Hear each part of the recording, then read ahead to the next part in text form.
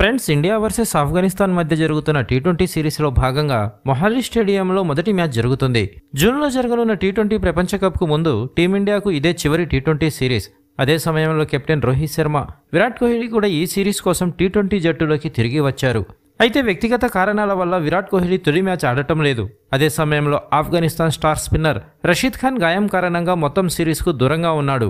Toss గెలిచిన భారత్ ముందుగా bowling ఎంచుకుంది. ముందుగా బ్యాటింగ్ చేసిన ఆఫ్ఘనిస్తాన్ జట్టు 5 వికెట్ల నష్టానికి 158 పరుగులు చేసింది. ఆ తర్వాత ఇన్నింగ్స్ ఆరంభించిన టీమిండియాకు 14 నెలల తర్వాత తిరిగి వచ్చిన రోహిత్ శర్మ ఖాతా తెరవకుండానే పెవిలియన్ బాట పట్టాడు.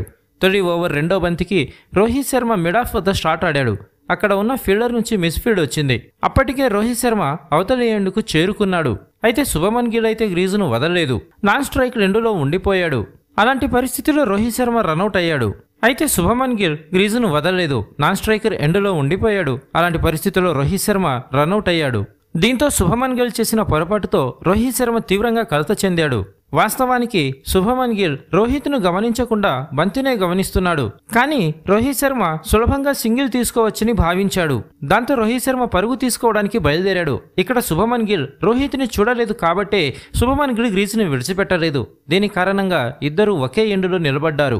అయితే ఫీల్డర్ని చేరుకోకముందే శుభమన్ గిల్ పరిగెత్తి ఉంటే అది ఈజీ సింగిల్. కానీ ఇక్కడ రోహిత్ పరుగు అవుట్. ఆ తర్వాత రోహిత్ శర్మ కోపంతో కూడిన రూపం కనిపించింది. మైదానం మధ్యలో శుభమన్ గిల్ పై రోహిత్ శర్మ ఆగ్రహాన్ని వ్యక్తం చేశాడు. అవతలి చివరికి చేరుకున్నానని సైగ చేస్తున్నాడు. శుభమన్ గిల్ కూడా ముందుగా వెళ్ళి ఉంటే అతను కూడా సులభంగా చేరుకునేవాడు. ఫ్రెండ్స్, మీ అభిప్రాయం ప్రకారం ఇక్కడ తప్పు ఎవరిది అనేటువంటి విషయాన్ని మాకు కామెంట్ రూపంలో తెలియజేయండి. ఇలాంటి లేటెస్ట్ క్రికెట్ వీడియోల కోసం మా ఛానల్ని సబ్స్క్రైబ్ చేసుకోండి. వీడియో నచ్చితే లైక్ చేయండి, షేర్ చేయండి. Thanks for watching.